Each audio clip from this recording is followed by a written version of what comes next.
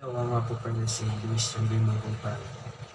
At ang itatahal ko po ngayong araw is 1 Corinthians chapter 15 verse 1 to 8. 7 Essentials, Death and Resurrection. Ngayon mga kapatid, nais kong ipapaalala sa inyo ang Ebanghelyo. Pinangarap ko sa inyo na inyong tinanggap at kung saan kayo ay nanindigan. Sa pamamagitan ng Ebanghelyo, ito kayo ay naligtas kung kayo ay namahawakan ng matibay na salita ng aking pinangaral sa inyo. Kung hindi naniwala ka sa walang kabuluhan, sapagkat ang ating tinanggap ay ipinasa ko sa inyo bilang ang unang kahalagahan na si Kristo ay namatay para sa ating mga kasalanan ayon sa kasulatan. Na siya ay inilibing na siya ay nabuhay sa ikatlong araw ayon sa kasulatan at nagpapakita siya kay Cephas at pagkatapos ay sa 12. Pagkatapos nito, nagpakita siya sa mahigit 500 pagkakapatid na magkakasabay na karamihan sa kanila ay nabubuhay pa, bagamat ang ilan ay natutulog na.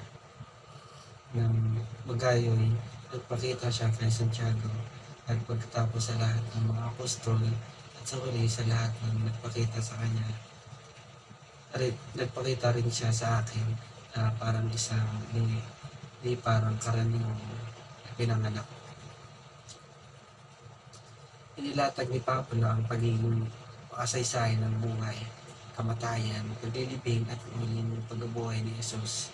Itinuro niya ang mga aktwal na tao na marami sa kanila ay buhay pa. Maaari silang magbigay ng success sa nangyari.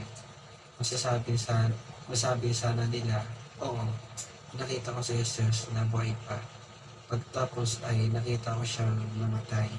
Nakita ko siyang inilibing at kalaunan ay nakita ko siyang buhay muli. Kailangan muna natin malaman kung paano nagbibigay ang kahulugan ng Diyos. Ang pag-ibig, ang salitang sa Hebrew at Ahaw at nangangahulugang magkakaroon ng pagmamahal, pagnanais, kalaguran o pagkakagusto.